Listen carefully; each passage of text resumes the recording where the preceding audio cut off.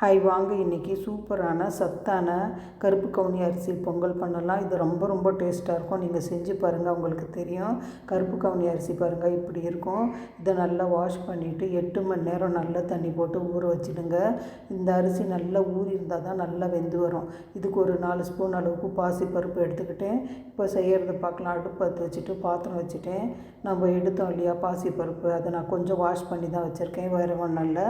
அது போட்டுக்கலாம். அது கூட நம்ம ஊற வச்ச அரிசி நான் 1 பங்கு அரிசிக்கு நான் 1 டம்ளர் அரிசி எடுத்தேன். 5 டம்ளர் தான் அளவு தண்ணி போட்டுக்கிறேன். நீங்கள் குக்கரில் வேக வைக்கிறதா இருந்தால் 1க்கு 4 பங்கு போட்டுக்கோங்க தண்ணி. 1 டம்ளர் அரிசி எடுத்திங்கன்னா 4 டம்ளர் தண்ணி, 2 விசில் வச்சு எடுத்துக்கோங்க. நல்லா வெந்துடும் பாருங்க. இதை நம்ம நல்லா வேக வச்சு எடுத்துக்கலாம். இன்னும் கொஞ்சம் நான் தண்ணி கூட போடுறேன். நம்ம பாத்திரத்தில் வேக வைக்கும் போது கொஞ்சம் நல்லா வெந்து குழஞ்சி வரும் அரிசி. அதுக்காக கொஞ்சம் எக்ஸ்ட்ரா தண்ணி போட்டுக்கிறேன்.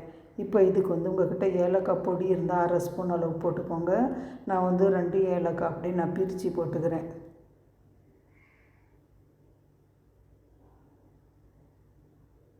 பாருங்கள், நல்லா வேக வச்சு தண்ணி நல்லா கொஞ்சம் ட்ரை ஆகி நல்லா வெந்து வந்துடுச்சு அரிசி. பாருங்கள், அரிசியும் பாசிப்பருப்பும் வெந்து இந்த மாதிரி நல்லா குழஞ்சி வந்திருக்கு. இந்த ஸ்டேஜில் இதுக்கு தேவையான அளவு வெல்லம், நான் இன்றைக்கி கொஞ்சம் குறைச்சலாக வெல்லமும் கொஞ்சம் சுகரும் சேர்த்தி போடுறேன்.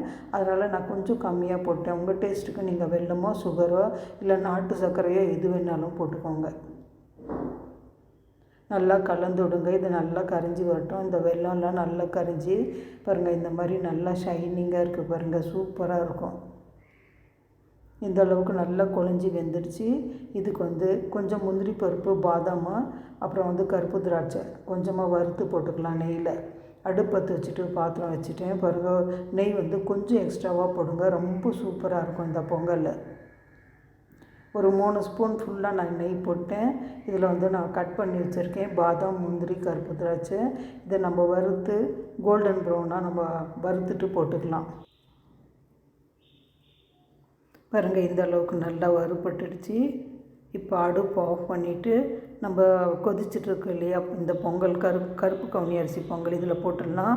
அவ்வளோதான். நல்லா கலந்து விட்டு ஒரு 2 நிமிஷம் அடுப்பு ஆஃப் பண்ணிடலாம். சூப்பரான இந்த பொங்கல் ரொம்ப ரொம்ப டேஸ்ட்டாக ஸ்டிக்கியாக இருக்கும். சாப்பிட்றதுக்கே ரொம்ப டிஃப்ரெண்ட்டாக இருக்கும். இந்த மாதிரி நீங்கள் செஞ்சு பாருங்கள். ரொம்ப சத்தானது கூட, ப்ரோட்டீன் அதிகமாக இருக்குது, ஃபைபர் அதிகமாக இருக்குது. இந்த பொங்கல் அடிக்கடி செய்வீங்க நீங்கள் இது சாப்பிட்டிங்கன்னா. பாருங்கள், அவ்வளோதான். 2 நிமிஷம் கொதிக்க வச்சு அடுப்பு ஆஃப் பண்ணிட வேண்டியது தான். நல்லா கொதிச்சிடுச்சு. இந்த அளவுக்கு ஸ்டிக்கியாக திக்காக இருக்கும். இது சாப்பிட்றதுக்கு அவ்வளோ டேஸ்ட்டாக இருக்கும். நீங்களும் செஞ்சு பாருங்கள், உங்களுக்கு ரொம்ப பிடிக்கும்.